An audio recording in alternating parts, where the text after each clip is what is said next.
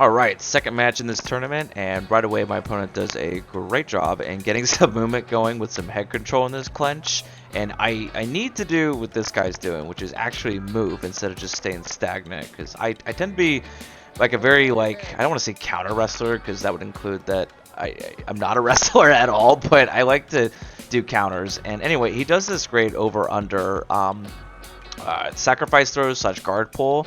And I was able to kind of like base myself out so that way I didn't like get toppled over, but I get put in full guard jail. And I wonder why I suck so much at top position.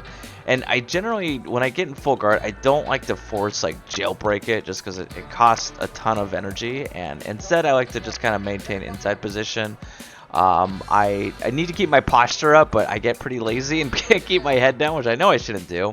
And eventually he opens his legs up a little bit, and I see my way out, which is kind of like a, over-under type sweepish. And right here, I wanted to go neon belly so bad, or the knee bar, sorry, so badly, but I haven't practiced it enough to actually do well with it. So I was like, all right, I'm going to stay safe. I'll go switch, the other neon belly, and instead of swinging over to like the other side, like, most people do, I like climb over him. And I'm trying to get him in an inverted triangle here, but he's not taking like the single leg bait. And so I'm like, okay, well, I'm going to transition into Crucifix. And I love the Crucifix position so much just because it gives you a ton of options. And he does great by like trying to scoop back, and we go all the way off the mat onto the hardwood floor and like ADCC style, and I secure like an RNC choke under his chin with no hooks. And there's a bounty actually for like the fastest RNC, so of course I go full greed, and that's what I'm going for.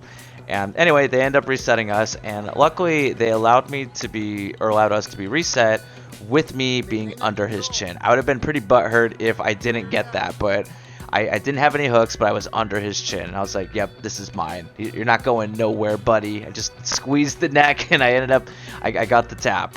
And I was a little too high up when I go for the RNCs there, and so I kind of need to work on backing up a little bit. But super fun tournament, a little bit of a small area, but I loved it so much.